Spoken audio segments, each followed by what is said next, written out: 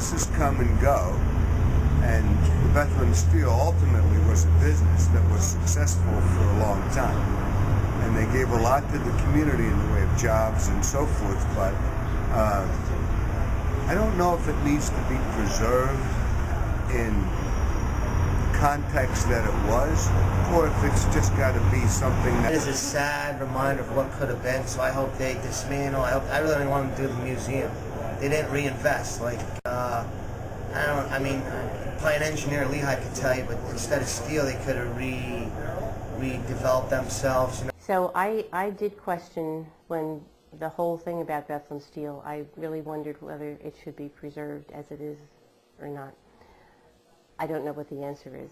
It's a memory for everybody that worked there and was part of the company. Things move on and things grow. Just the other thing is that the only, being around when all of this was happening, that the casino and all the other businesses that are going to be coming are actually going to be preserving, I believe it's like 13 out of 17 of the buildings on the site. Without that, I think it would have been torn down. I mean, a casino is probably one of the only corporations that would bring in enough money to preserve such an enormous site like Bethlehem Steel. So I am happy to know that it's all going to be preserved, and that's still going to be our backdrop of the city, because I think it's a really important part of the history of this city and the Lehigh Valley in general.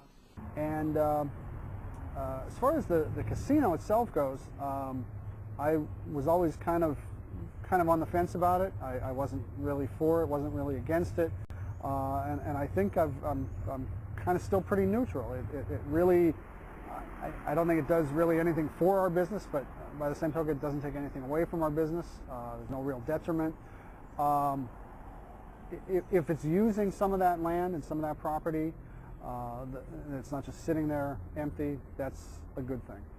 If it draws anybody to the area, any people to the area who come out and check out the surrounding businesses, that's a benefit. I don't know how much we'll see from that, but other businesses, claim to see some business from that. So that's always a positive. I think once the hotel is built, people will be bringing their families, overnight trips, where maybe the wives and kids, not that all gamblers are male, but we'll be shopping more and spending more time in the community. I think it's great. You're bringing jobs to the area, people in the area.